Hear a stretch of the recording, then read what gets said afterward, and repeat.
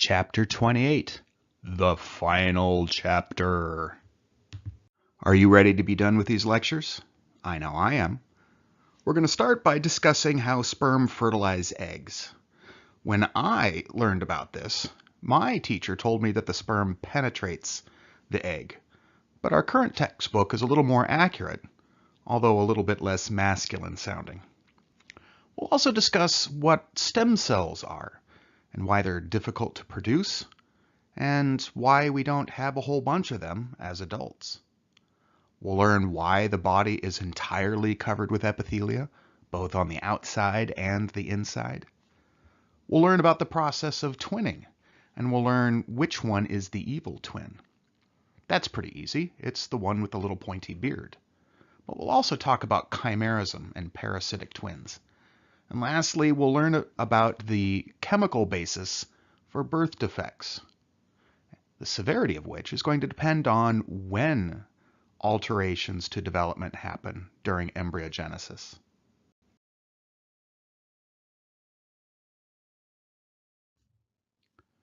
To do all of that, we'll start with fertilization. We'll go through some of the early stages of embryogenesis, including the formation of a blastula and a gastrula.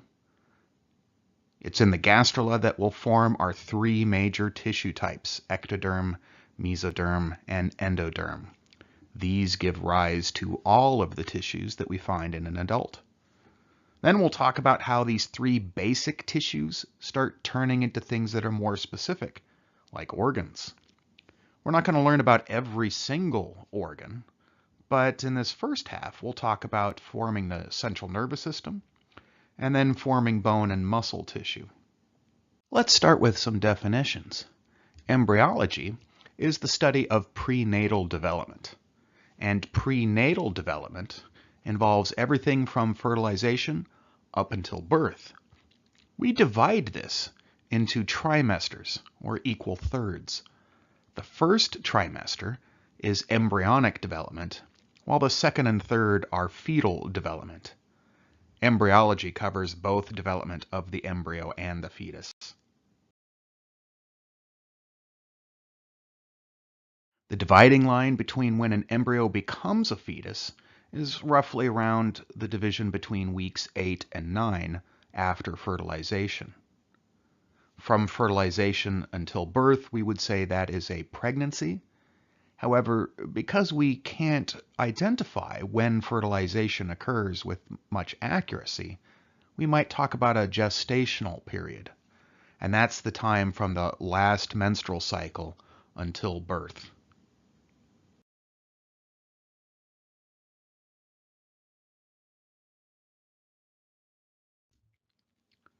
Fertilization typically occurs in the ampulla of the fallopian tubes.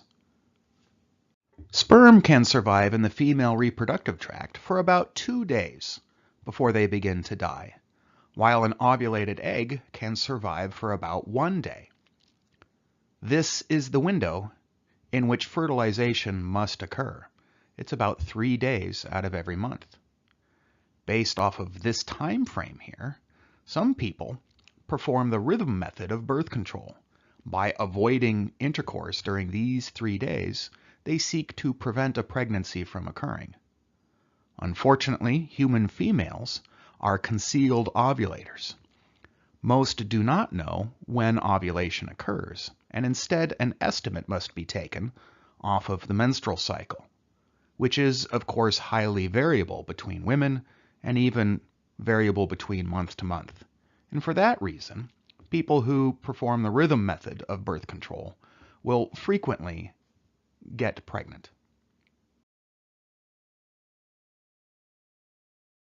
Some people believe it's possible to influence the gender of a fertilized egg. That is entirely possible with in vitro fertilization, but most households do not come equipped with expensive tissue culture facilities. Therefore, your average patients will not be able to influence the gender of their children. They may believe so based off of different types of anecdotal evidence, but this is not backed up by science. There's no reason to believe that a male versus female sperm would travel at a different speed or prefer a different pH environment. Even though the X and Y chromosome are slightly different from each other, and there are changes to the pH of the uterus and vagina, either in the follicular or the luteal phase of the ovarian cycle.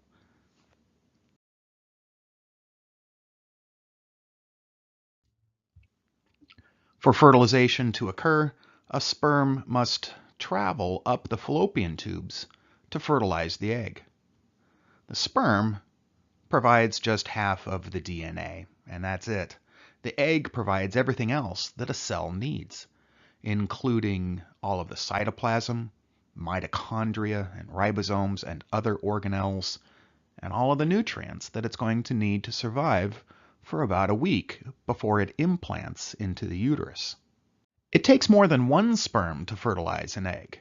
In fact, hundreds or thousands of sperm must bind to the outer coating to sperm receptors, and they will then undergo an acrosomal reaction. The acrosome will release digestive enzymes, which removes the jelly coat around the egg. One of those sperm receptors can then be pulled into the egg, and this will trigger the cortical reaction, wherein a bunch of calcium-containing vesicles will be released. This will attract a whole bunch of water around the surface of the egg, which pushes all of the other sperm away. That, in addition to the destruction of the sperm receptors, prevents more than one sperm from fertilizing the egg. It's important that we have an even number of chromosomes if we want to undergo mitosis. That means 23 from the sperm plus 23 from the egg. Any other combinations would not be able to undergo mitosis. Fertilization by the sperm cell will cause the oocyte to undergo its last step of meiosis. That's a little bit of procrastination there.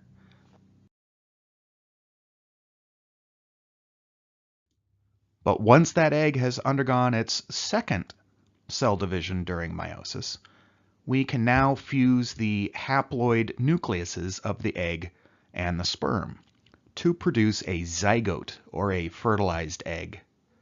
This zygote now contains 46 chromosomes. That single-celled zygote will now begin undergoing mitosis to produce exact copies of itself. These first, ultimately, a ball of cells known as a morula will be formed, and as these cells continue to divide, they don't have enough time to grow, so the cells are getting smaller and smaller, and eventually the cells are so small that a fluid-filled chamber forms in the center, and we would now call this a blastula, or a hollow ball of cells. This blastula will then fold on itself, and we would call that a gastrula. We're beginning to form the digestive tract. And after we do that, then other organs will begin to develop, such as the heart and nervous system. And then we would call that a neurula. We'll go through all of these stages in more detail. But first, I have to talk about some of the processes that are going to be occurring over and over. The first process that we need to discuss is called induction.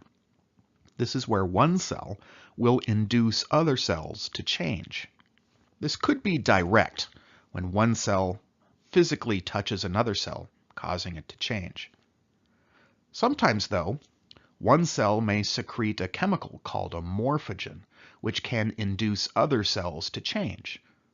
How they change may depend upon the level of that morphogen that they receive. Morphogens are short-acting hormones. Sometimes induction could be accomplished from a long-range signal known as a hormone, although this usually guides very general processes like growth. For instance, growth hormone will regulate the overall speed of cell division within the developing embryo.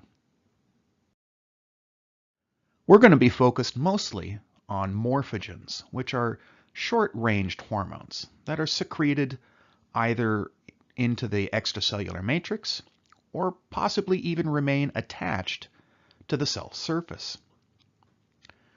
The first step that we're going to need to do is induce some cells to become different. Right now, these two cells are exactly the same, but we need one to decide it's going to become the head and the other to decide it's going to become the butt. We don't know which one is going to be which. So the first induction is random. Cells will begin expressing two different morphogens randomly, and then these signals turn themselves off in the neighboring cell. So whichever one happens to express more red will shut off the expression of red in the other cell, and then that cell would only be able to express green, which shuts off green in the first cell, and now we've got two cells that are different, one expressing a red transcription factor and another a green transcription factor. And these transcription factors are then going to change what other genes these cells express. Complex patterns can arise when we have two or more morphogens that block their own expression. Let's see what happens here when we have a bunch of cells that all start off the same. They begin expressing morphogens that shut off their own expression. Red shuts off red, so all of its neighbors become blue, and the opposite happens for blue cells. All right, nothing's very exciting right here, but if blue cells don't like being next to blue and red doesn't really like being next to red, we're going to start changing this pattern of expression until a more stable pattern emerges. We still have red cells next to red and blue next to blue, but not a whole bunch of ones next to cells of their own type, and instead a banding pattern appears. If I were a zebra, these would ultimately become my stripes.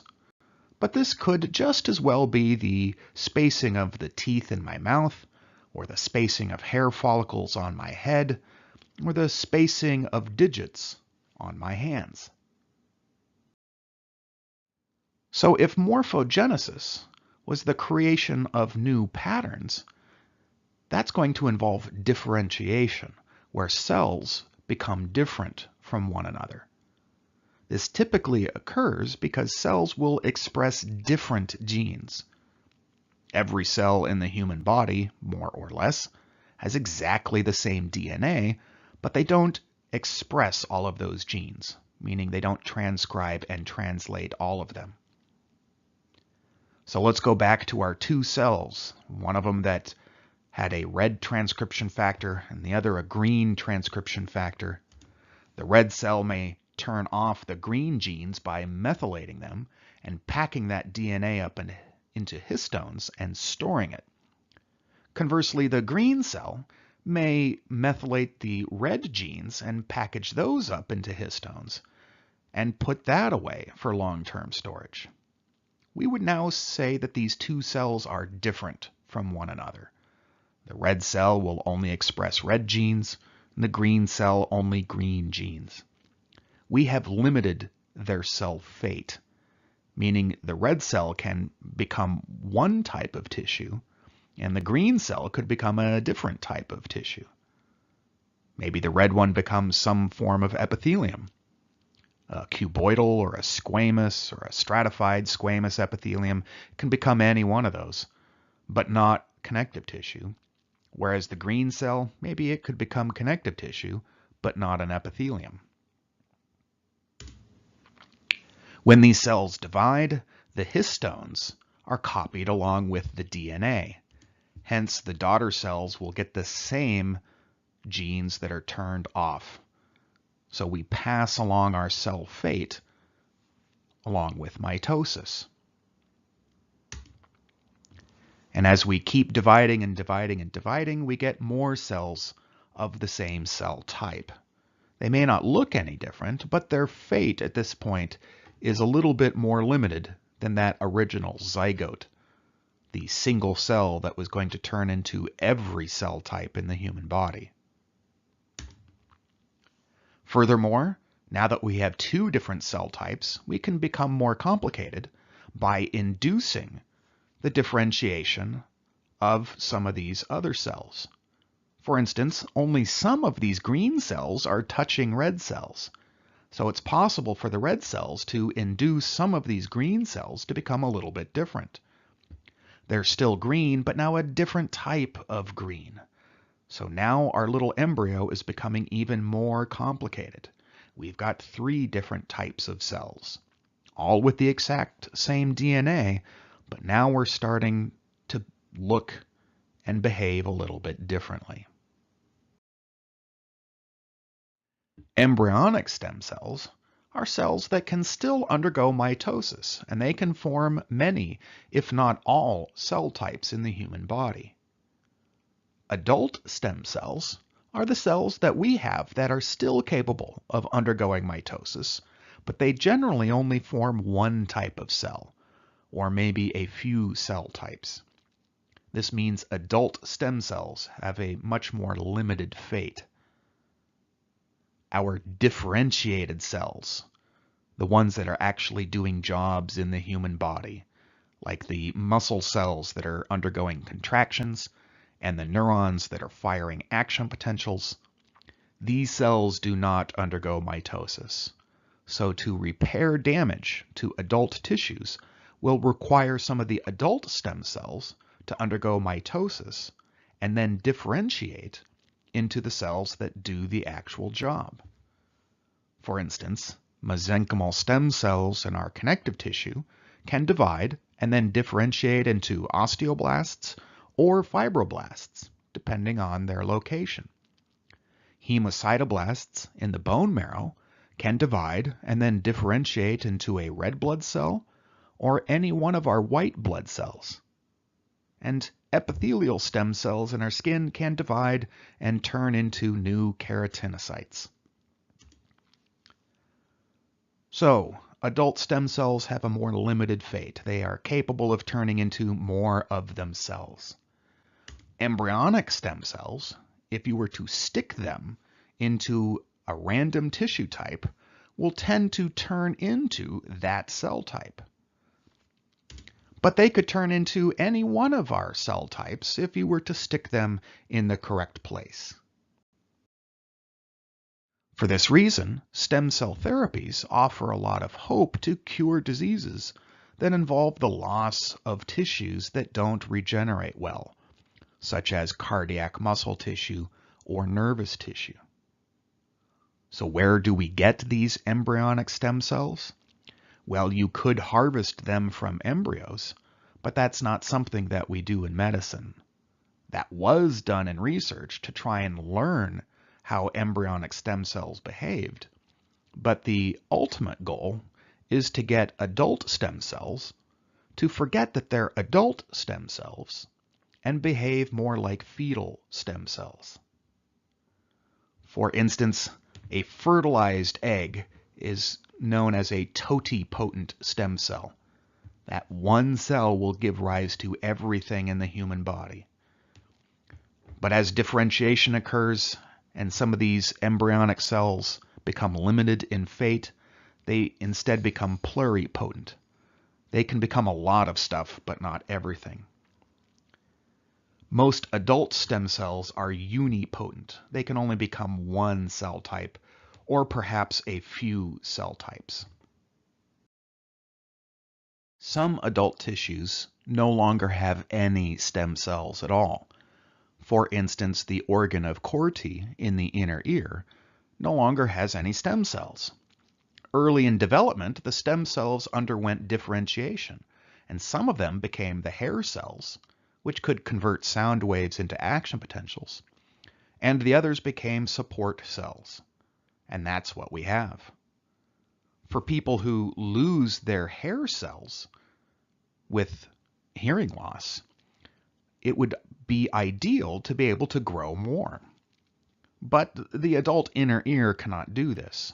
So researchers have been working on ways to try and get the support cells to forget who they are by giving them histone deacetylases to unpackage their DNA. They become more stem cell-like, and then if you give them the right morphogens, in this case a growth factor known as a Wnt, they then develop the way that they did very early in development to become new cochlear hair cells, and this has been shown to reverse hearing loss in mice, and it's being tested in people right about now. Well, at the time I'm speaking.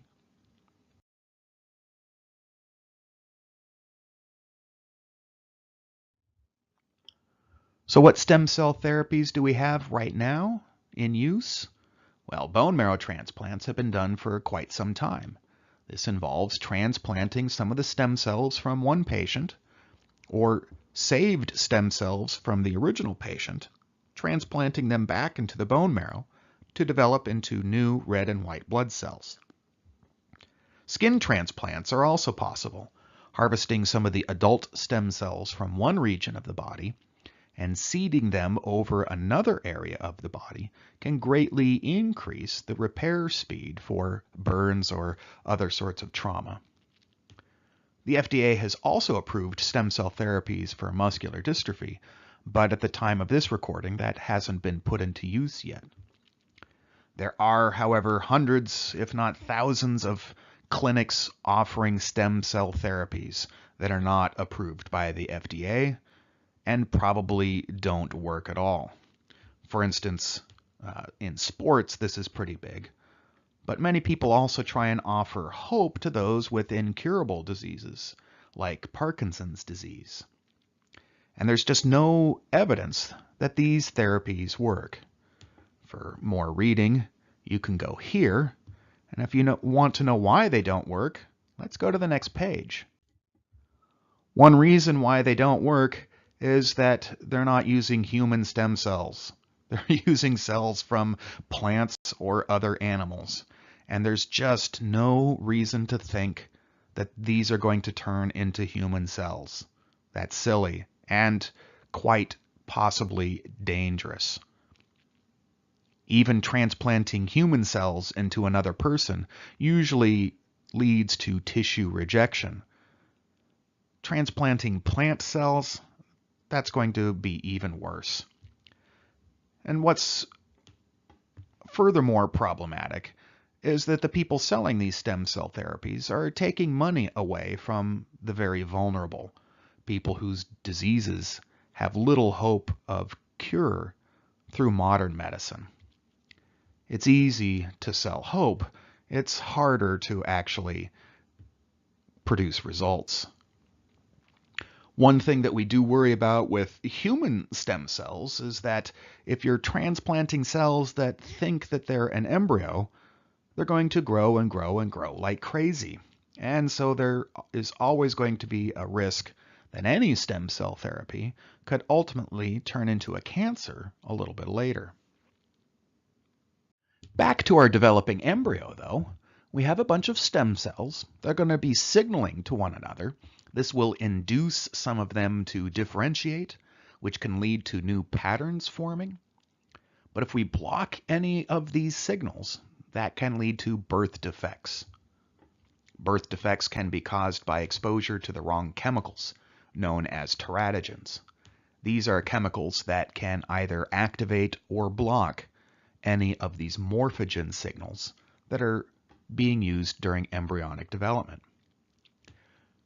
Birth defects can be genetic as well, especially any mutations to the morphogens or their receptors, or much larger chromosomal abnormalities that delete the entire gene. Birth defects can also be caused by nutritional deficiencies.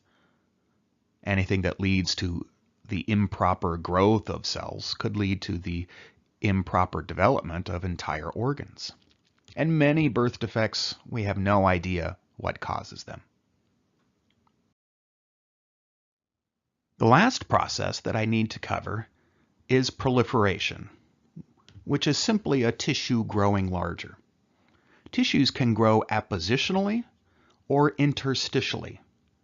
Appositional growth means adding layers of cells and or extracellular matrix on top of the old tissues. Interstitial growth means adding cells or extracellular matrix from the inside and pushing the older tissue outwards. An epithelium typically can't do either one of these. So if we add more epithelial cells, they must always be anchored to their neighbors, and this will force the tissue to bulge outwards or inwards. An outwards expansion will form a bud, and this could turn into organs like arms or legs. An inwards growth, or invagination, is what happens in the formation of the central nervous system or hair follicles. One more very important developmental process is apoptosis, or programmed cell death. This may seem strange because a developing embryo needs to grow really, really large. And yet, frequently, we grow more cells and then remove a bunch of them in order to wind up with the adult shape that we want. For instance, the hands and feet initially develop as pads, and then the tissue dies back to separate the fingers and toes from one another. Failure or a reduction in apoptosis can lead to children being born with webbed feet or hands. You may also take a look at the embryo and notice that it's got a tail, and that should be removed before we're born. But if it's not, then people can be born with an abnormally long coccyx. That's a failure of cell death, not something that grew too much. That's the basic process of fertilization, and some of the other processes that we're going to be seeing over and over again, such as induction and differentiation, and lastly, morphogenesis. Now that we've covered the basic processes that'll be occurring, let's go back to fertilization and talk about the steps of early development. The first stage is going to be the pre-implantation period, and it'll last for about a week. The fertilized egg, or zygote, will first undergo mitosis in stages called cleavage stages, because the cells divide across a single shared plane of cleavage.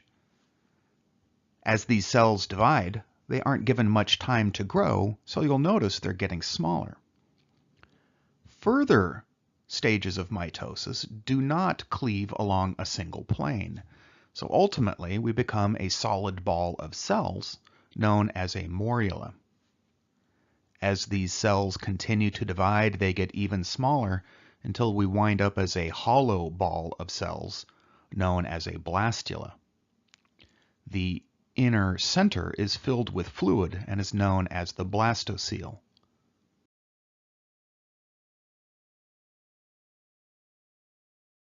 Only a small number of these cells will actually turn into the embryo. A region of cells known as the embryonic disc develops, and these cells will turn into the embryo.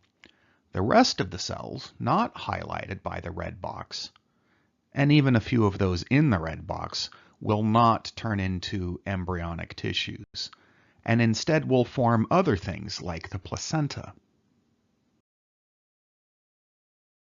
All of this takes about a week to occur before implantation can happen. Many zygotes will not make it to the implantation step, and if that does not occur, then the menstrual cycle will resume once again.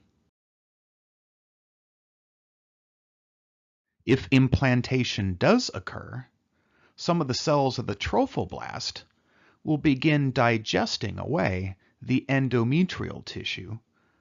This will help this embryo to burrow into the endometrium where it can be protected and receive nutrients. The trophoblast cells divide rapidly and will do something that's very strange for human cells to do. They will turn into a syncytium, which means they get rid of their plasma membrane and a whole bunch of cytoplasm spews out. And in that cytoplasm is a bunch of digestive enzymes that digest away mom cells, forming a lake inside of the endometrium in which this embryo will develop. That's why an ectopic pregnancy is so dangerous and will not lead to a viable embryo. Only the endometrium is thick enough to resist that digestion without causing massive tissue damage. For instance, if an embryo implants into the fallopian tubes, it can dig its way through the entire fallopian tube, causing massive inflammation, and it won't be able to form a placenta, which means it won't survive. Even more dangerous would be an embryo that lands outside of the fallopian tubes and winds up on the liver. The liver is actually big enough and bloody enough to allow that embryo to survive for a while, which will put both the embryo and mom at risk of death. Therefore, any embryos that implant outside of the uterus will not be able to survive till birth and must be removed. But if the embryo does implant into the endometrium, and that syncytium begins digesting away mom's endometrial tissue, blood will pool into this now damaged area, forming lacunae, or lakes of blood.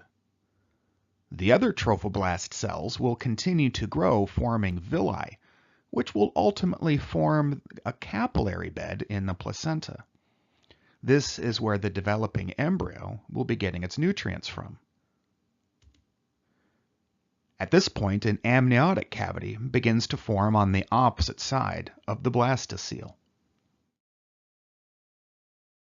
After implantation, we're next going to enter the embryonic period, which will extend from the 2nd to the 8th week.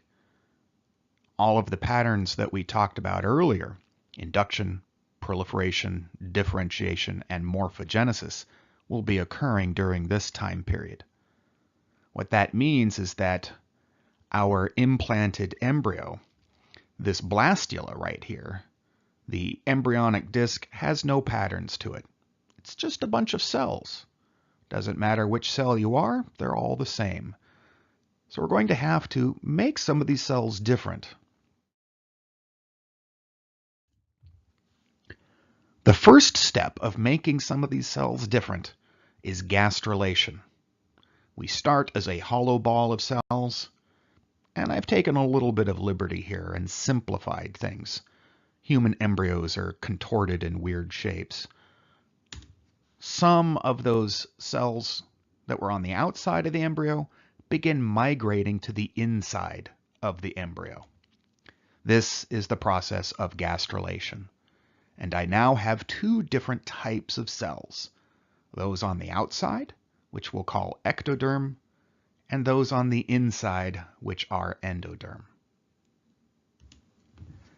This process will continue, and it gives us our anterior and posterior polarity. The posterior end is where that hole forms. There's an old developmental biology joke that says at one point in your life, you were nothing but an asshole, because this opening here will ultimately form the anus. The rest of the digestive tract is forming, and the mouth will form sometime later over on this end.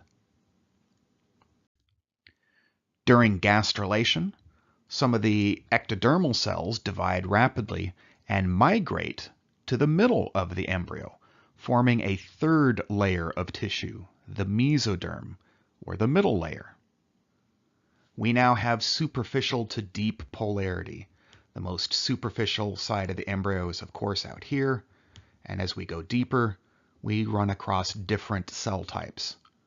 But this also gives us our dorsal ventral polarity, because the mesoderm began forming on one side before the other. Lastly, let's take a look at what's happening to the surface of the embryo rather than this cross-section.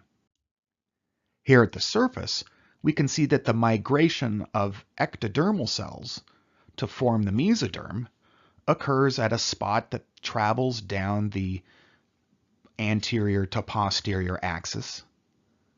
This is known as Henson's node, and it forms a primitive streak, or that line, and this divides the embryo into a left and right side. As those ectodermal cells are leaving an epithelium, they must go through an epithelial to mesenchymal transition.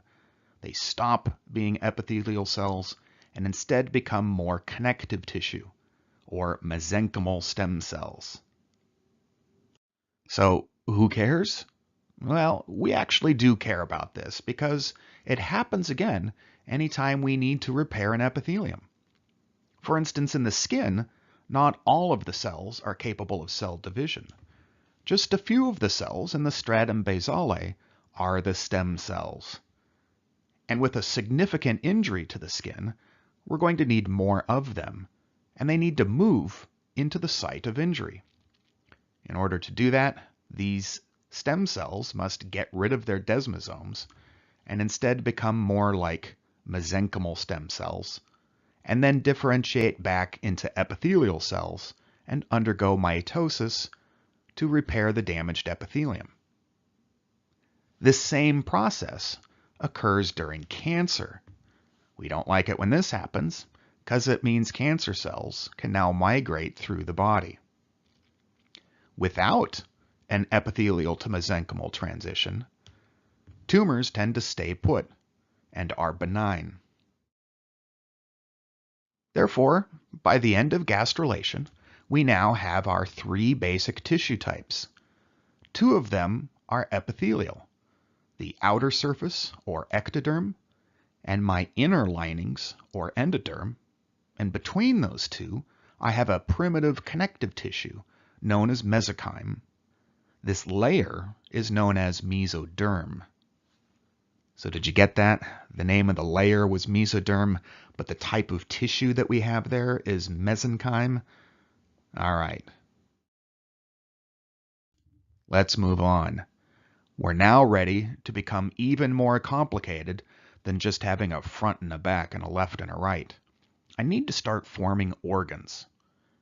This process is known as organogenesis, or the formation of organs where I did not have organs before. And one of the first organs to form is the central nervous system. It's going to come from ectoderm, and that ectoderm is going to be induced to become different or turn into the nervous system. Those inductive signals come from underlying mesoderm, known as the notochord, which tells the nearby ectodermal cells to start growing. So this region of the ectoderm grows thicker, but it can't just spread outwards, it has to bend inwards. So this region of ectoderm begins to fold inwards until the cells connect to one another and they pinch off from the rest of the ectoderm. These cells have now changed their fate. They will become nervous tissue, either neurons or glia. They're not going to become the stratified squamous epithelium of my skin. This new structure is the neural tube, and it will form my central nervous system. My brain is going to have to do some funky development, but the rest of the spine is going to remain fairly tube-shaped. Some of these cells are going to differentiate even further. Some of the neural tube cells will actually leave the neural tube, and we call these neural crest cells. They will migrate through other tissues to reach distant locations and turn into all sorts of funky stuff, including some things which still resemble the nervous system, like my sensory neurons and ganglia, also the adrenal glands. But some of these neural crest cells turn into stuff that really doesn't look like nervous tissue at all, including some very important cartilages and bones, like the ones in my middle ear. And also melanocytes in my skin are derived from neural crest cells.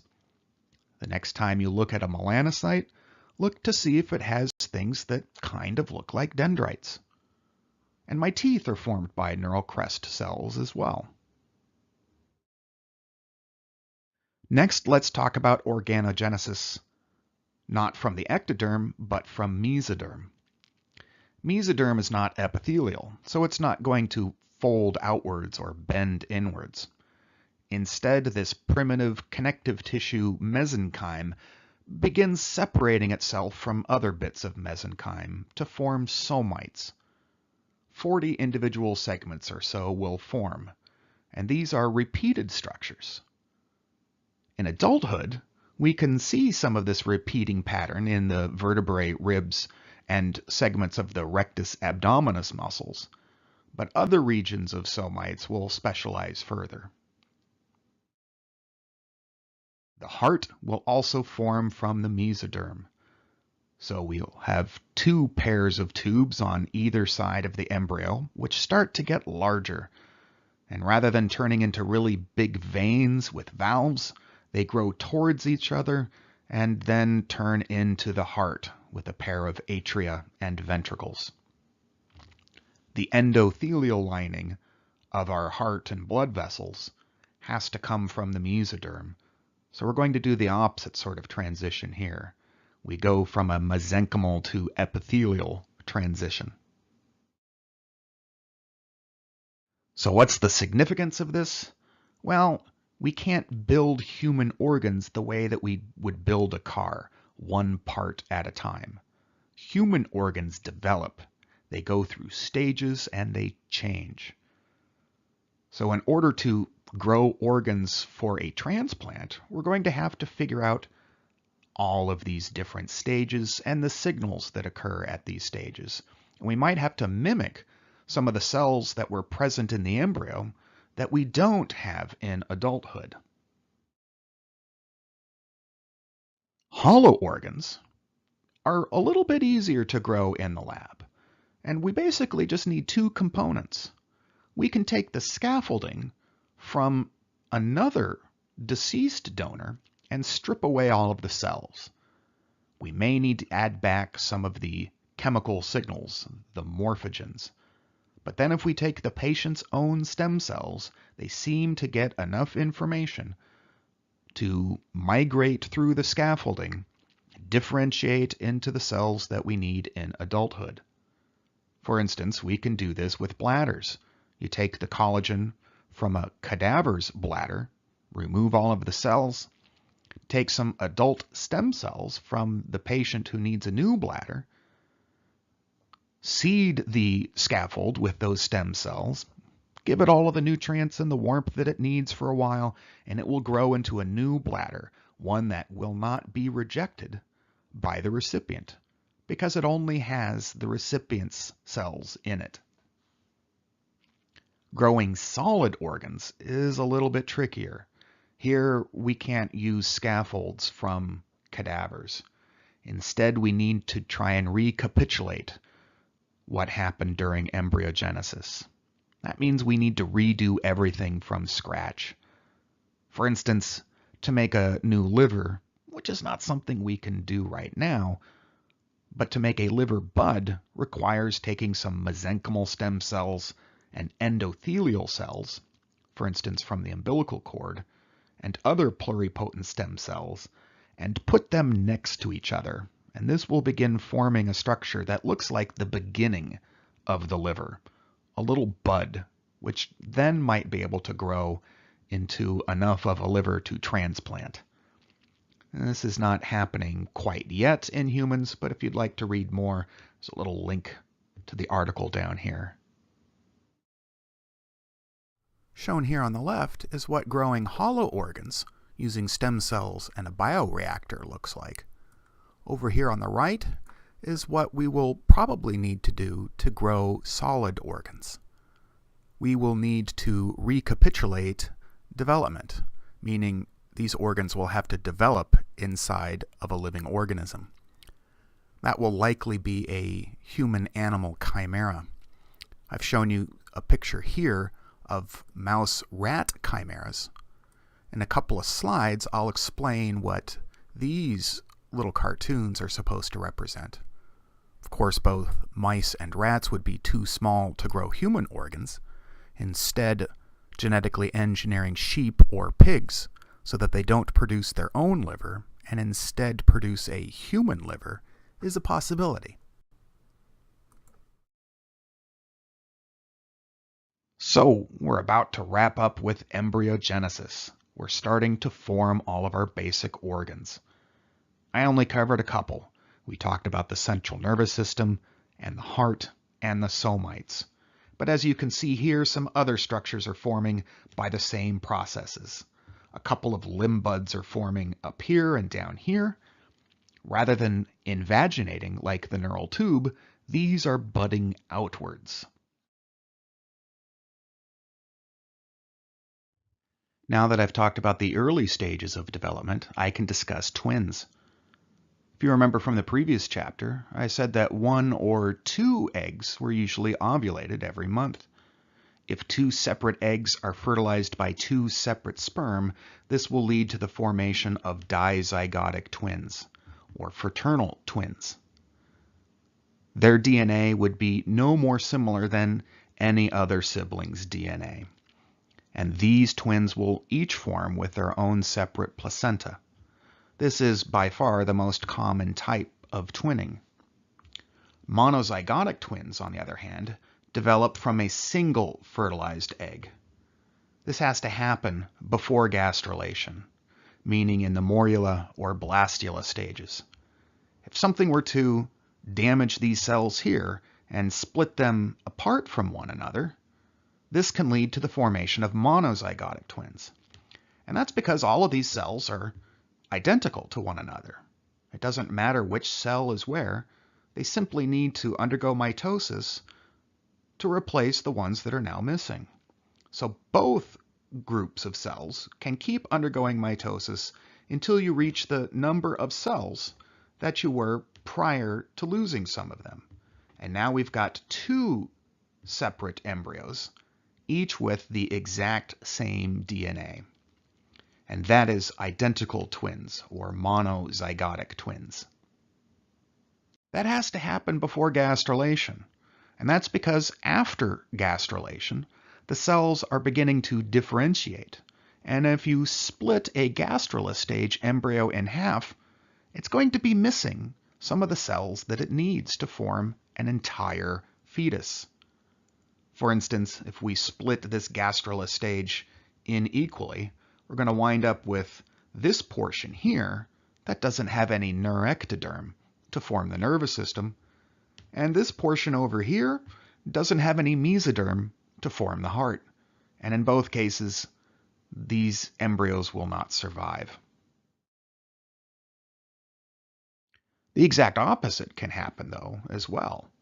Prior to gastrulation, if I take 2 early stage embryos and they grow a little bit too close to one another, they might fuse and think that they simply underwent a round of mitosis to produce twice as many cells, when in reality we just smooshed 2 embryos together.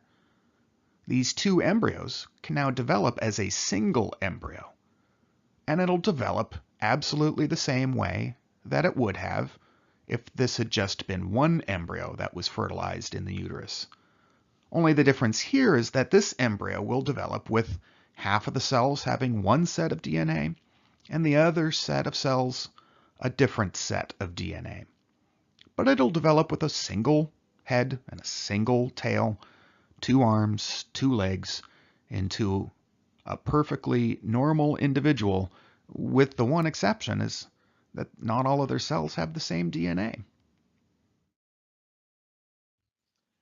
That has to happen before gastrulation. If later stage embryos fuse together, their cells are already beginning to differentiate. For instance, in the darker embryo over here, some cells have decided to become the head, and that's also happened in this lighter embryo over here. And so if these 2 embryos fuse together to try and form a single organism, this organism will develop with 2 heads. And if that organism survives, we would call that conjoined twins, twins that share some body parts, but not others.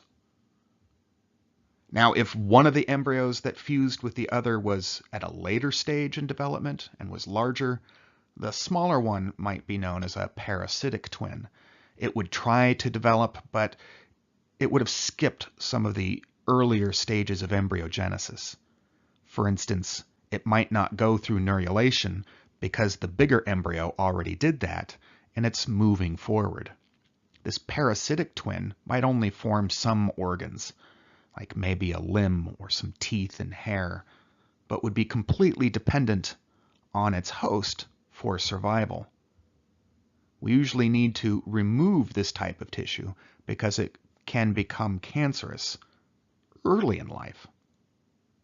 Birth defects can happen anytime we interfere with any of these morphogens or the signals that are guiding these processes. The severity of the birth defect depends on how much we interfere with those signals and when we're interfering. In general, if we interfere earlier in development, the birth defects are more severe and can affect a lot of organs and tissues. In the first trimester, that means any interference is going to be a severe birth defect. Exposure to chemicals or radiation in the second and third trimesters tends to have more limited effects. We may only affect one organ, and we may only affect the growth of that organ, not its entire presence. For instance, I have a picture over here that shows what happens when you interfere with the sonic hedgehog pathway. The California lily contains a chemical known as cyclopamine, and when pregnant sheep eat this, their lambs are born cyclopic and dead. This is not a viable organism here, and it does not know its lateral from its medial regions of the body. It didn't get the signal that let it know that it should grow two eyes on either side of its head, so the single eye thought it was on the sides.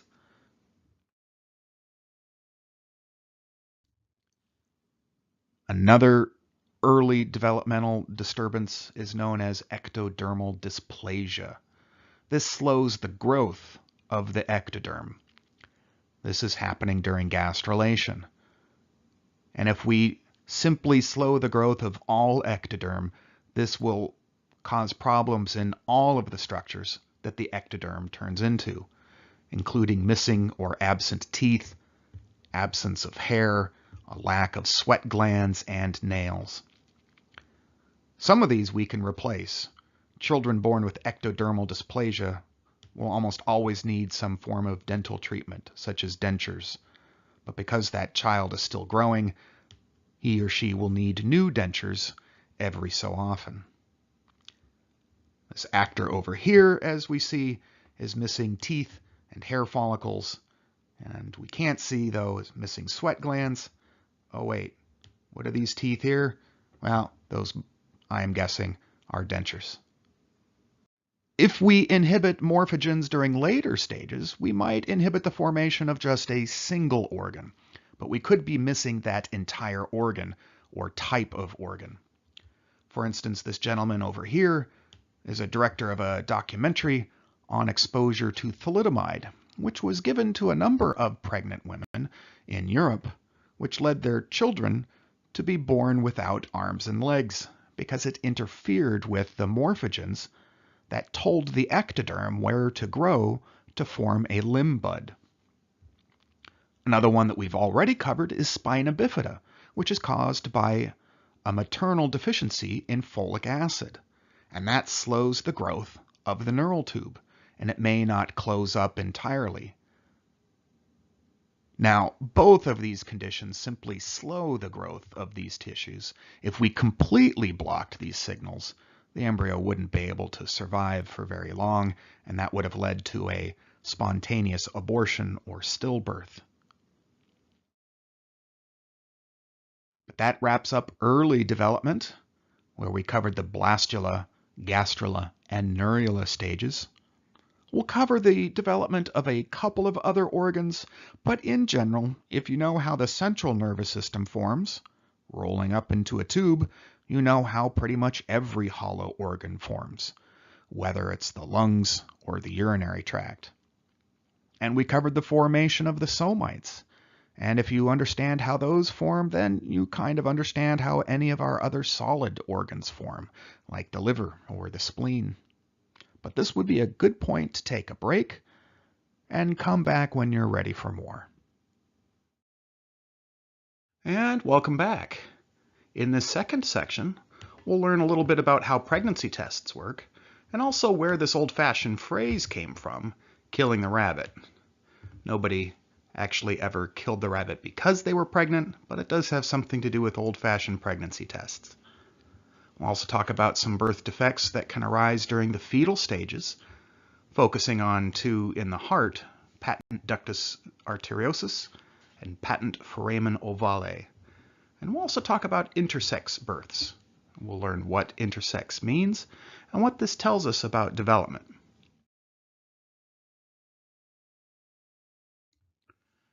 To do that, we'll have to go back a little bit and discuss the formation of extra-embryonic membranes, like the placenta. And then we'll learn about some placental hormones, in particular HCG. And then we'll talk about some of the things that form and develop in the second and third trimesters.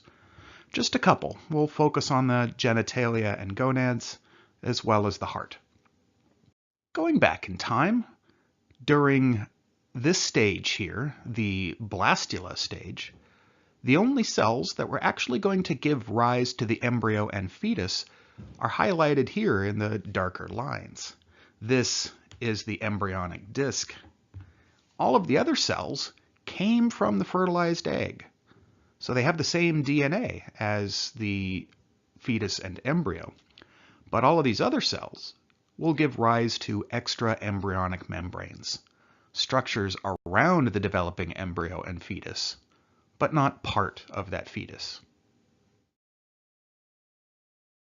The placenta begins to form as soon as that blastula stage embryo implants into the endometrium. The placenta will be formed half from embryonic tissues and half from maternal tissues.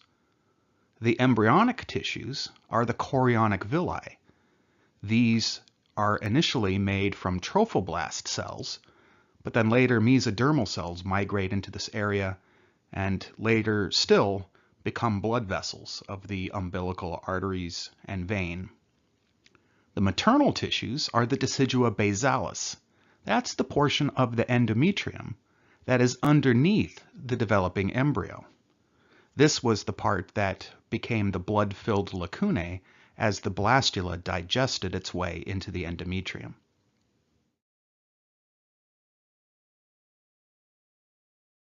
The placenta is just one of the extra-embryonic membranes, derived from the trophoblast.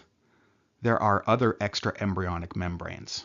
Here, everything that is not highlighted in the dashed lines are extra-embryonic membranes, things made by the embryo that won't actually be a part of the embryo.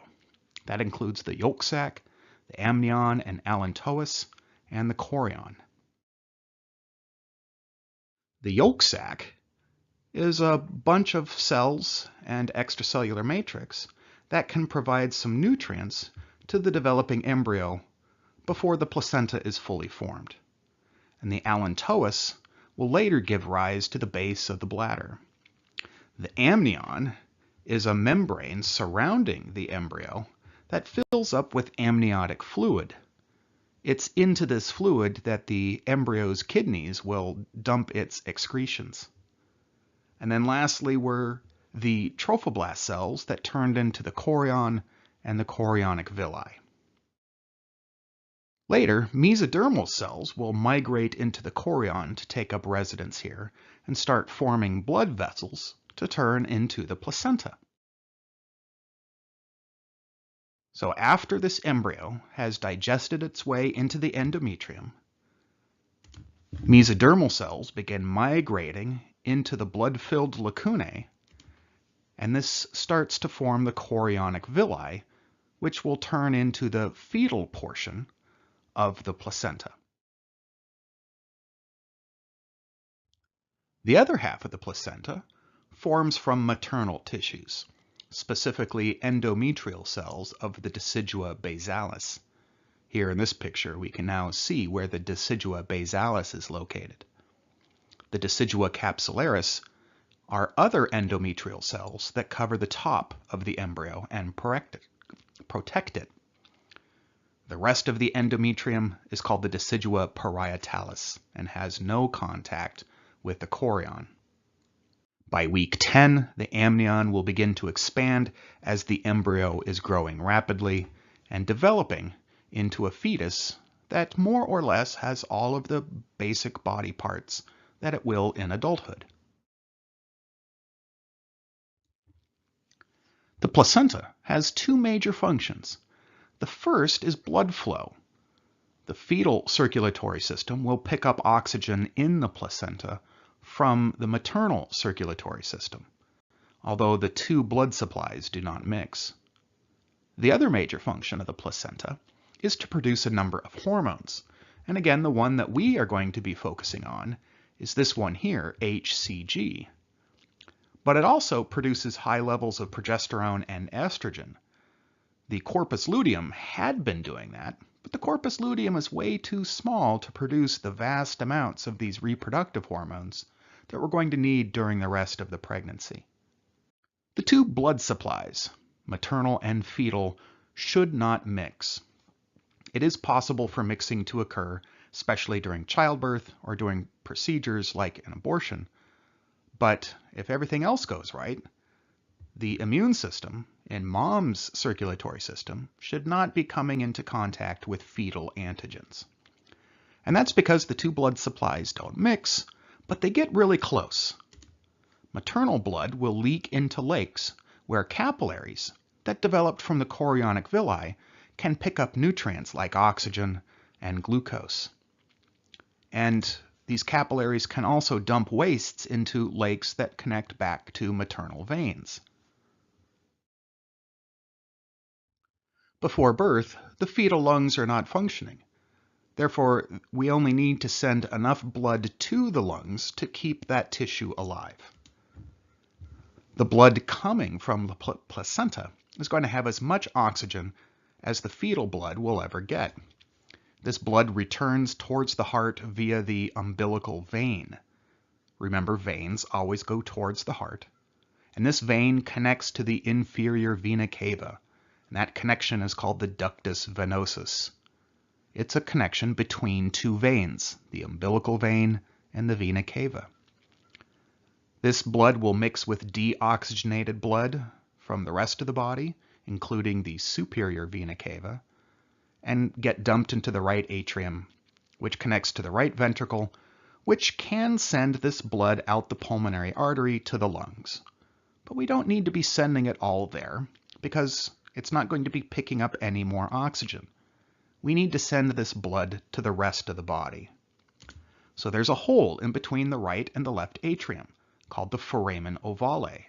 So some of this blood can go directly to the left side of the heart, and then the left ventricle could pump this out the aorta to the rest of the body. But there's one more connection, the ductus arteriosus, which is between two major arteries. It's a connection between the pulmonary artery and the aorta. So now blood is entering the aorta and traveling to the rest of the body, and the fetal body can use up all the oxygen and the glucose and dump all of the wastes that it's producing into the umbilical arteries, which carry this blood away from the heart back towards the placenta. All of these foramen should close off at birth. The foramen ovale closes off at birth because once the lungs start working, the left side of the heart has a rise in pressure and the right side has a drop in pressure.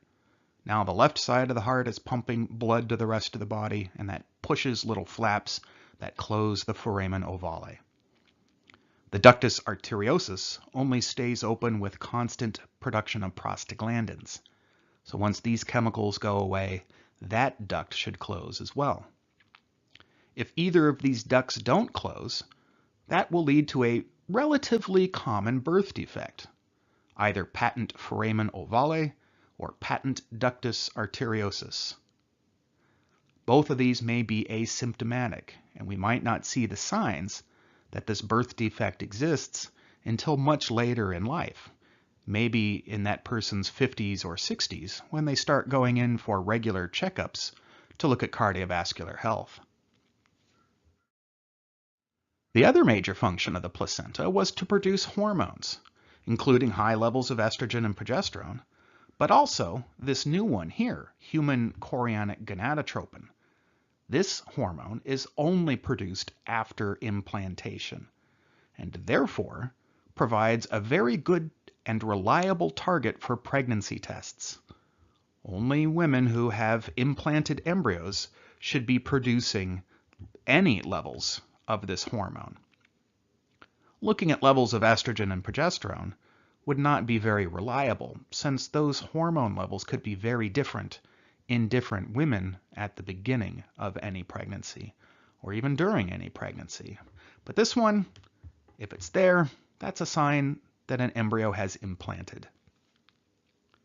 It has a number of major functions, all of which circle around getting the female body ready to support a second life. That usually means putting on adipose tissue, increasing red blood cell production, and getting the breasts ready for glandular activity. There is really no reason to think that a hormone that gets the body ready for pregnancy would be a good weight loss hormone. And yet right now there is a tiny fad of an HCG diet where people inject this hormone into their body. And the only way it could possibly work is it gets broken down into testosterone. So if anybody wouldn't inject themselves with anabolic steroids in an effort to lose weight, shouldn't be injecting themselves with this hormone either. These days, we can detect this hormone in the urine very accurately with the help of monoclonal antibodies. We get the immune system of some other animal to react to the antigens of HCG, and a little bit of HCG that winds up in the urine is detectable by these antibodies. Because HCG is only produced after implantation, and that takes about a week, and we might even need a few more days to start producing high enough levels of HCG for the liver to begin metabolizing some of it, for it to wind up being filtered by the kidneys and get dumped into the urine. We therefore cannot use these sorts of pregnancy tests the day or two after intercourse to detect a pregnancy. Historically, we used animals to detect this hormone before we had antibodies.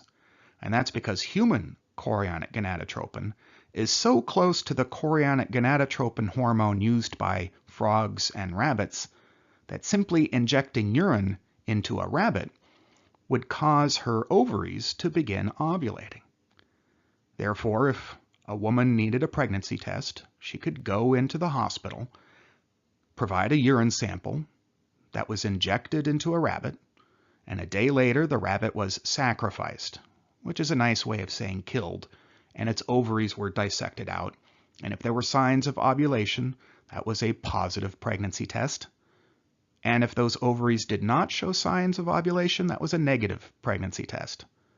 Either way, that rabbit had to be sacrificed. It's not like pregnant women killed the rabbit and not pregnant women did not.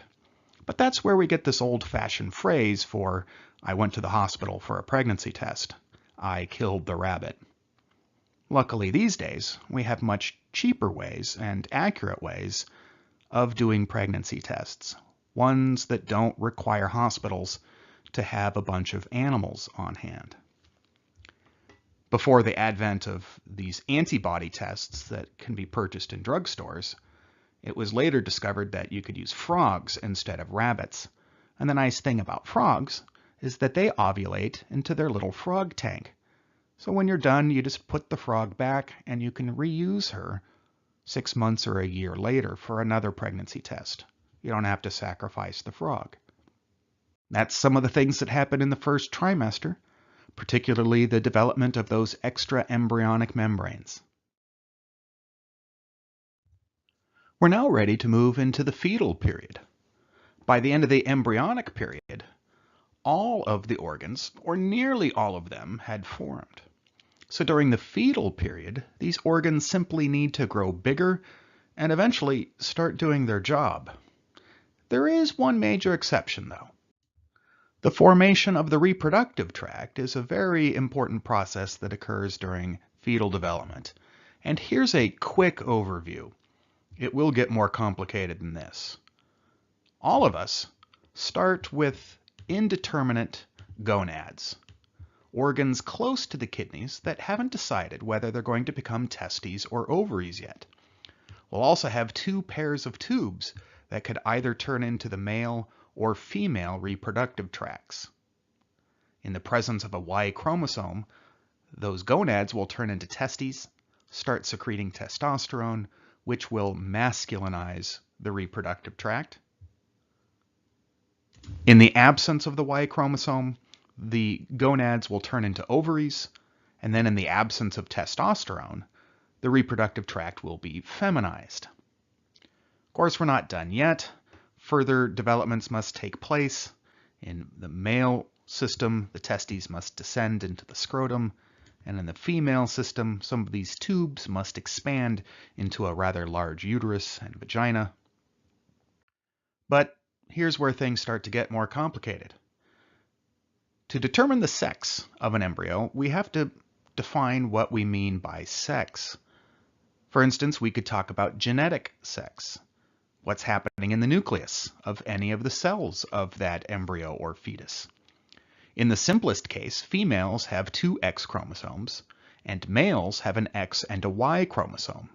And it's the Y chromosome that contains a gene called SRY, which will drive male development, and the absence of that gene will drive female development. But even genetic sex exists on a spectrum. It's usually binary, but not always. For instance, there are XXY males.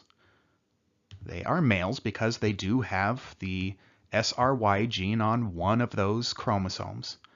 But the extra X chromosome leads to some developmental abnormalities, and this is known as Klinefelter syndrome.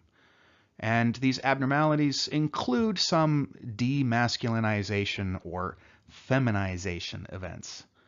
And those two words don't exactly mean the same thing. But for instance, later in life, these men may develop breast tissue, and they may have smaller testicles. They may be taller than average. There are females who have a Y chromosome, which lacks the SRY gene. These females have very few symptoms, but later in life, if they get a genetic test, that can get them disqualified from competing in the Olympics. There are also females who have only one X chromosome, and this is known as Turner syndrome. These women are usually shorter than average and have problems with fertility and can have a number of other health issues such as heart defects. So, genetic sex exists on a spectrum. Not everybody is at one end or the other. There are some people in the middle. And after that, things are going to get even more complicated. That's just chromosomes. We can also talk about what sort of gonads people have. Do they have ovaries, or do they have testes, or are they once again somewhere on a spectrum, have something that's part of an ovary and part testy? And then this is how we usually determine the sex of a baby, based off of the phenotype of their genitalia. Does it look like they have a penis? Does it look like they have labia?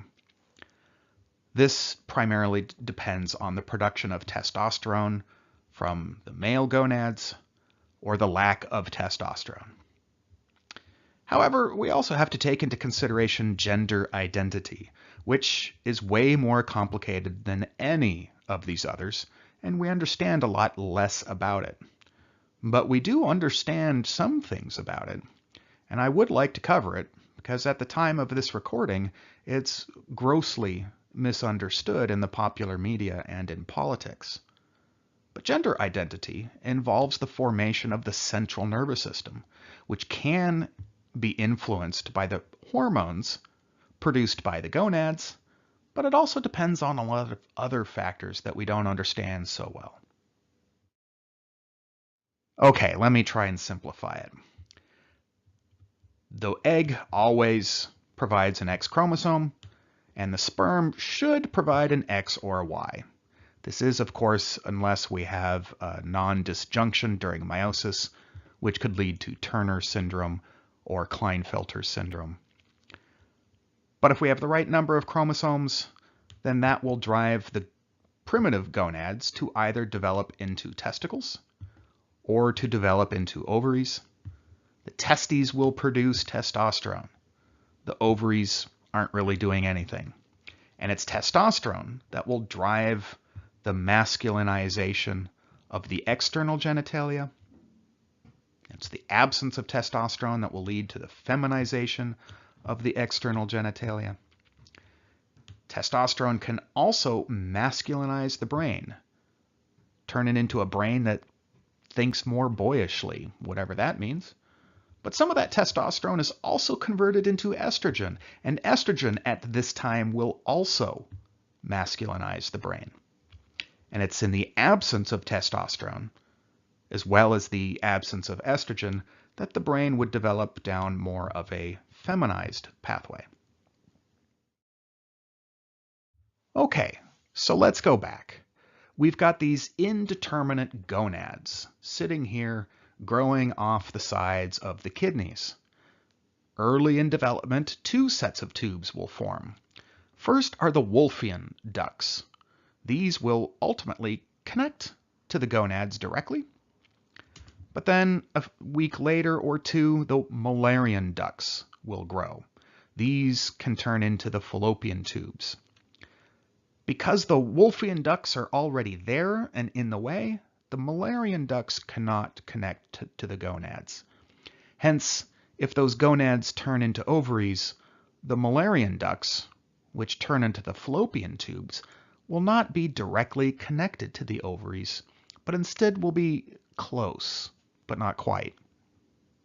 That led to a number of physiological considerations that we had to learn about in the previous chapter, like endometriosis and ectopic pregnancies winding up outside of the reproductive tract. We therefore all started off with a mixture of both immature male and female characteristics. And it's going to be the chromosomes that determine whether the immature gonads turn into testes or into ovaries. The testes will begin to produce testosterone, whereas ovaries aren't going to be doing anything. And it's this testosterone, or the absence of testosterone, that will drive the formation of the external genitalia. We all start off with the same parts, these indeterminate genitals, including a labioscrotal swelling, really a pair of those off to the sides, and a genital tubercle here in the middle. And this opening here is the opening to the urethra of that genital tubercle. Testosterone causes the genital tubercle to grow larger, and it wraps around that opening so that it winds up at the very tip. It also causes the labioscrotal swellings to grow larger, and they ultimately fuse down the midline to form a single scrotum. In the absence of testosterone, the labioscrotal swellings stay a pair of swellings that turn into the labia majora, whereas the genital tubercle remains relatively smaller and internal. So on this slide, I spelled out everything that I said on the last slide, with a couple of exceptions. I didn't mention where the labia minora come from. They come from a completely different tissue. They actually, let me underline the correct thing. They actually develop from an extension of the urethra. The genitalia will continue to develop for quite some time. There's one more major change that will occur, and that is at about 2 months before birth, high enough levels of testosterone will drive the gubernaculum to start pulling the testes down into the scrotum. The ovaries will also change their location, but only slightly. They get stopped by this ligament here, and hence remain within the pelvic cavity. The testes, on the other hand, have to pull that spermatic cord all the way back down into the testes. Hence, in the adult situation, we're going to see that spermatic cord, which starts in the testes, go back all the way up and over the top of the bladder, which is where the testes used to be located, and then back down and around to connect to the penis, which is now grown quite large outside the body, all the way to the end of the shaft. The urethra in the female, however, will remain more or less in its original position. I'm going to come back to the formation of the genitalia. At this point, I've taught it as if it's completely binary, either male or female. I need to cover one other thing first, and that is gender. Gender means the masculinization or feminization of the central nervous system. And this is a lot more complicated than genetic sex or phenotypic sex. And as we'll see in a moment, even phenotypic sex can be pretty complicated. So, the genetic sex was driven by the Y chromosome, which had the SRY gene. Testes could produce testosterone, which would masculinize the genitalia, and it's the absence of testosterone that would allow the genitalia to develop the female pathway. In the central nervous system, things are going to take a lot longer to develop. I mean, how long is it until newborns really become men or women? Our central nervous systems are probably developing not only as we're embryos, but as we're fetuses, and all the way up through puberty. So this is going to be under the influence of a lot of different things, including, but hardly limited to, estrogen and testosterone. I'll focus on just the reproductive hormones, and as we'll see, the role of estrogen early in development is a bit tricky. Testosterone can masculinize the central nervous system, but so can estrogen. And that's because only testes should be producing any hormones at all, testosterone. And some of that testosterone can be converted into estrogen. So the presence of either one of these hormones during the fetal stages will lead the brain down a pathway towards masculinization. Now, this is very hard to discuss and very hard to study because the brain takes so long to develop. We get a lot of other chances to try and force it down one pathway or another. For instance, here in the United States, a lot of boys are told that they should enjoy watching sports and driving trucks, and a lot of girls are told that they're not going to be good at math or science and they should not want to take jobs and just stay at home. But if a woman shows up to a sporting event, or if a man is a stay-at-home spouse, does that make the woman more manly and the man more womanly? No, it doesn't. That's just what we were told to expect and told to strive for. So trying to study what happens in fetal development is complicated by society. And if you take away all of society's effects as much as possible, we can see that there are definitely biological differences between men and women. And in the brain, these differences are numerous. But it's not as if every man has the more masculine version of every one of these differences, and every woman has the more feminine version of every one of these differences. It's just more of an average thing. There are definitely men who don't enjoy watching sports, and many women who do. That doesn't make the men women and the women men. So, is that complicated enough? Let's try and ignore everything that society dictates that we do and feel, and instead focus on the biology. And what we know is that both of these hormones during fetal development tends to turn on genes that we see in higher levels in males and at lower levels in females. Now, that's caused by both masculinizing events and defeminizing events. And to explain these two words, it's easier to go back to the genitalia. A masculinizing event was one that would cause the gonads to descend into the scrotum or the growth of the genital tubercle. It made those structures more masculine. Whereas a defeminizing event is one that made them less feminine. For instance, the removal of the Mullerian ducts. So these things can happen in the genitalia, but they're also happening in the brain. It's just that the brain is a lot more complicated. And so the spectrum here, when we discuss gender, is definitely more variable. But now that I've so briefly introduced the topic of gender, and 2 minutes is hardly enough, let's go back to the topic of genetic sex, whether we check off the box for male or female when a child is born. And I'd like to discuss how this can become more complicated than that, and then maybe you can appreciate how complicated the brain can be. So, testosterone will drive the enlargement of the genital tubercle and the fusion of the labioscrotal swellings to form a single scrotum. Intersex individuals are ones who have a larger genital tubercle, but it's not quite sure whether it's large enough to be called a small penis or just a large clitoris. And partial fusion of the scrotum could either be a slightly masculinized pair of labia or a not fully masculinized scrotum.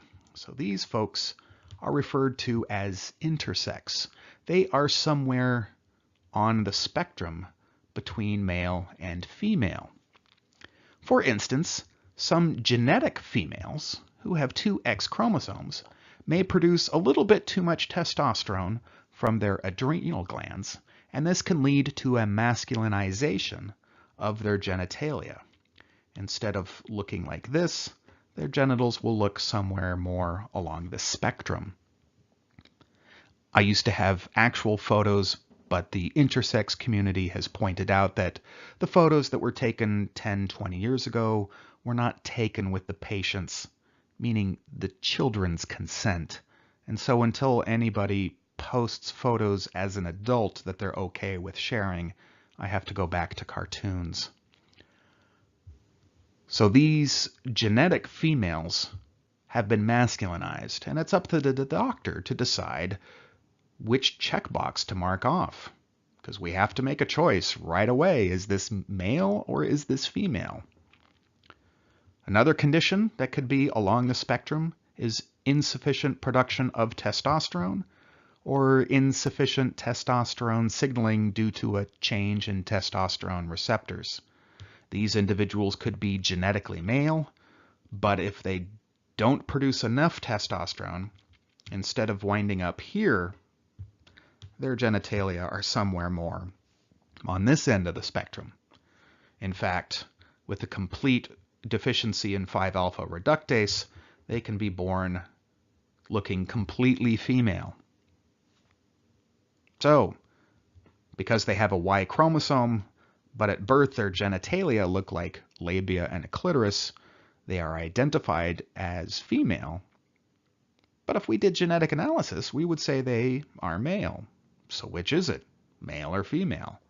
Well, if you try and exist in a completely binary world, things get confusing.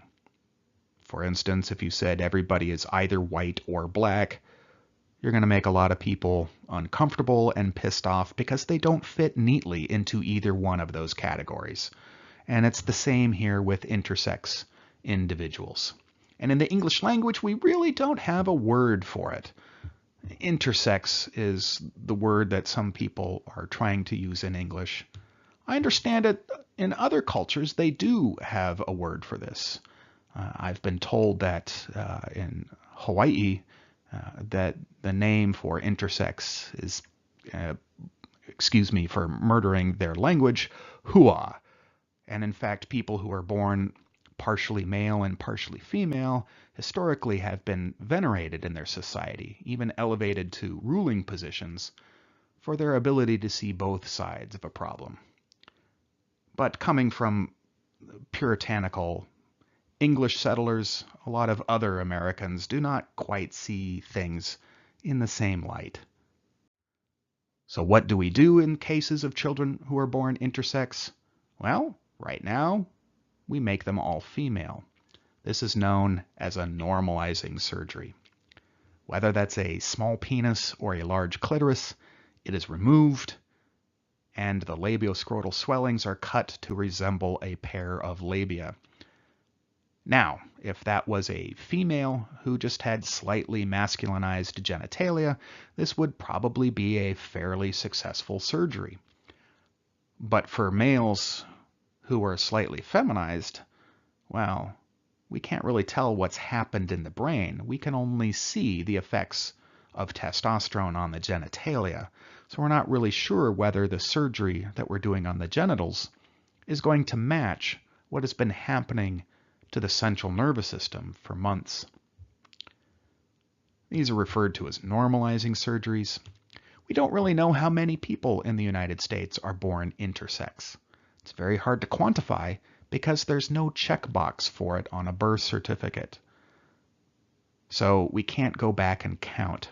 And in fact, sometimes these normalizing surgeries and the subsequent hormone replacement therapies that are done to drive the proper, I say that with quotes, secondary sexual characteristics developing in puberty are not revealed to that child until after they become an adult. Gender dysphoria is significantly higher in the intersex community than any other population. And it's pretty easy to understand why. This normalizing surgery is probably the wrong surgery half the time. A lot of these individuals may have masculine brains or more masculine brains, and yet being told their whole life that they should feel and think more feminine. So what's the solution here? Well, I don't really have a good answer to that, other than normalizing surgeries are not right. A child is not going to have developmental abnormalities if they look at their genitals and they don't match what their brain thinks that they should be. That was the old-fashioned view. That's more of a Freudian view. The thought that if you put a penis on a newborn girl that she would suddenly turn into a boy and think like a boy, and we now know that's not the case. No more than if an adult man were to lose his penis in an accident, that he would somehow turn into a woman.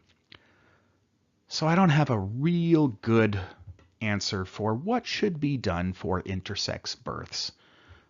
But it probably means interacting with the parents, and it probably will be better if we can change our viewpoints on gender here in this country and accept the biological basis that there is a spectrum, not just of genetic sex, but of phenotypic sex, and even gender identity all exist along a spectrum, and we don't need to try and force everyone to be on one extreme or the other, even if that would make their lives a lot simpler in a lot of ways in our society.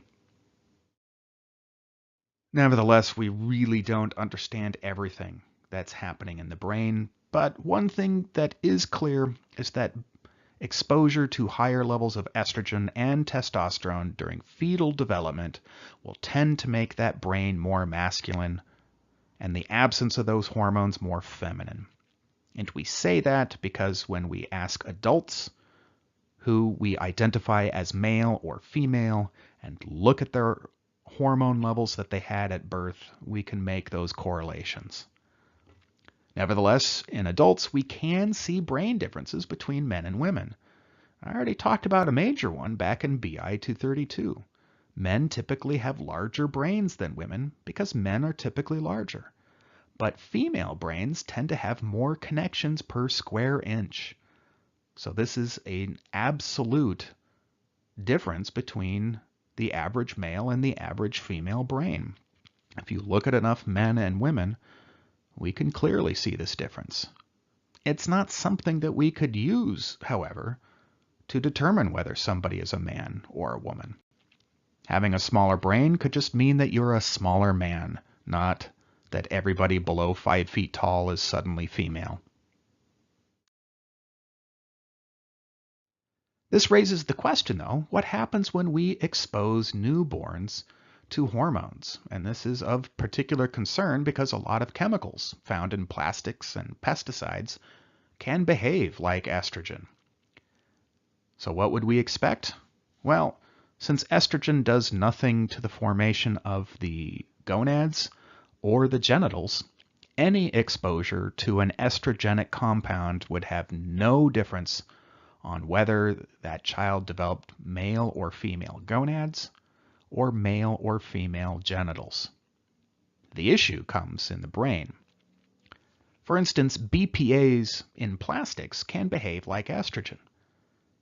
So what happens when adults get exposed to a little bit of extra estrogen? Well, an adult female is already producing huge amounts of estrogen. So if you exposed her to a tiny amount of BPA, well, that could cause changes to her body. Of course, BPAs behaving like estrogen would reduce the production of GnRH, which would reduce the production of LH, which would mean that her own estrogen production would simply decrease to compensate. So, for us adults, I would not worry about being exposed to BPAs in plastics. Now, this class of chemical has already been outlawed and replaced with one that is even more of a problem, the BPSs. And if we go and ban the BPSs, I'm sure it'll be replaced with one that's even worse. So maybe we shouldn't ban these chemicals until we ask, what are they going to be replaced with? The question, though, what happens to a newborn or to a fetus who are exposed to these chemicals? Well, like I said, it'll have no effects on the genitals, and it'll have no effects on the gonads, but anything that behaves like estrogen will masculinize the brain. Remember, female development is only driven by the absence of testosterone, and when it comes to the brain, the absence of estrogen as well. So any parents who express concern over BPAs, that concern has some scientific basis to it. I don't think BPAs are that strong of a chemical, so personally I wouldn't worry about it too much, but it's easily avoidable with glass bottles. So, that was the development of the gonads, the development of the external genitalia, and then I glossed over the development of the central nervous system. That's going to lead us to the last little portion here. I like showing this picture just to show what happens to all of the other internal organs during the later stages of pregnancy. There's just not that much room for them, is there? So during the second and third trimesters, not only is the fetus growing larger, but there's a lot of changes happening to the mother's body as well. Her lungs have to compensate. They have less space, and yet they need to be providing even more oxygen to a larger body and this extra body. Red blood cell production increases to help transport all of this oxygen to the placenta. This will require an increase in nutrition, including extra nutrients and vitamins. And because a lot of the waste products that fetus is producing are being dumped back into the maternal circulatory system, mom's kidneys have to work a little bit of overtime to compensate, which is a problem because the bladder's getting squished, so there's nowhere to store all of this extra urine. This slide here shows how much higher progesterone and estrogen levels rise because of their production from the placenta, compared to their levels during regular cycles prior to pregnancy. This progesterone is going to drive development of many other parts of the female body in preparation for the end of pregnancy. The end of pregnancy begins with false labor and then true labor as the uterus begins to contract. These contractions will trigger the release of oxytocin, which triggers stronger and more frequent contractions, until finally that fetus is expelled from the uterus. What triggers these contractions is the eventual production of surfactant proteins in the fetal lungs. So it seems that the fetus tells mom when he or she is ready to be born. Eventually, those contractions will start to propel the fetus through the cervix and into the vaginal canal. This is known as the dilation stage because the cervix dilates as the head of that fetus enters into it. Next comes the expulsion stage, as the fetus is expelled from the female reproductive tract, and this is known as delivery. The time that this takes can be highly variable. Lastly is the placental stage. The placenta must also be removed from the uterus and expelled from the female body. This usually happens within an hour of delivery. There is a significant amount of blood loss during this time period, so this is a fairly dangerous time period, and it is important that this mother be watched over by medical professionals. If the birth canal is too small, damage to the reproductive tract can occur during birth. A preventative measure known as an episiotomy can be done where the walls of the vagina are cut. The hope is here that a clean cut will heal more easily than a tear. And any sort of damage to the reproductive tract is usually replaced with scar tissue, which does not stretch and does not have the same sort of functions as the reproductive mucosa. If a vaginal birth is not possible or is too risky, a cesarean section or C-section can be done, where the uterus is cut into directly. Historically, a vertical incision used to be done, but a horizontal incision reduces the visibility and amount of scar tissue because it cuts along a cleavage line. Before I move on, I just want to point out that while this has been named for Julius Caesar, he was definitely not born by C-section. We know that because his mother survived long after his birth, and that would have not been possible a couple of thousand years ago, prior to the invention of antiseptic techniques. C-sections were done, and probably often without any sort of anesthetic, but definitely without any sort of follow-up procedures, and it always led to the death of that mother. Premature labor can occur when the child is born or begins to be born before its lungs are capable of supporting itself after birth.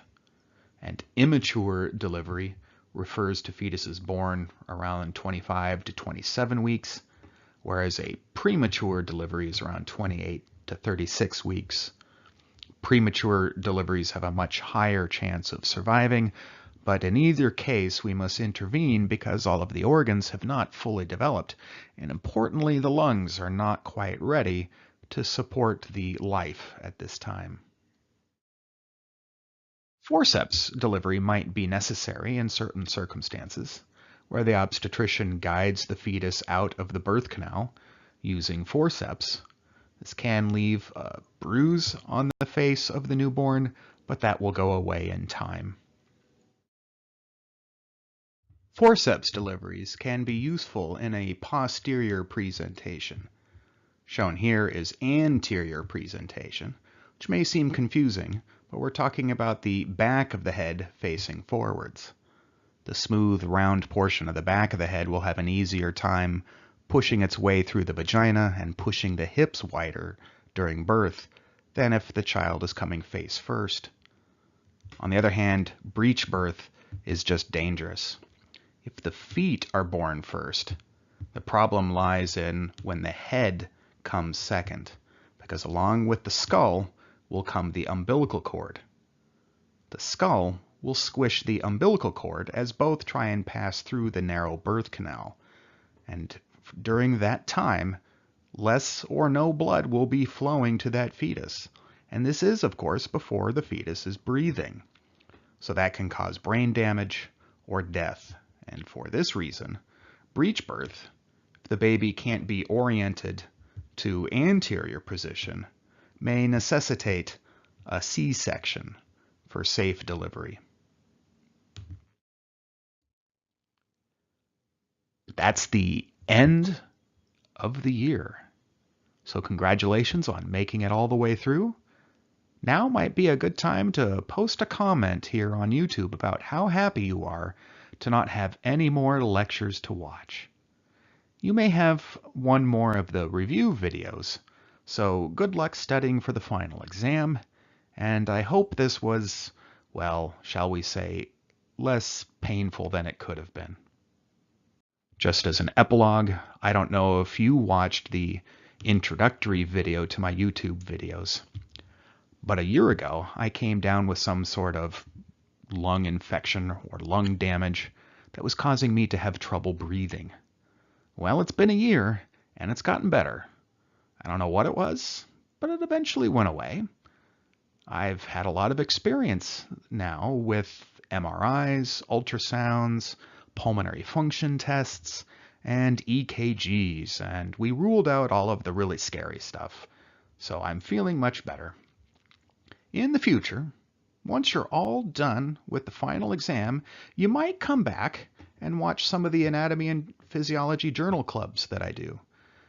I cover some recent advances in biomedical research, but I focus heavily on things that you've learned in this class and how it'll help you to understand recent advances in medicine. I know that's a lot to think about right now, but I just wanted to plug that. I'm doing these not for fame and fortune. I'm doing them for you all just in case you're curious about what's going on in medicine. But once again, I hope you had a good year, and good luck on the final.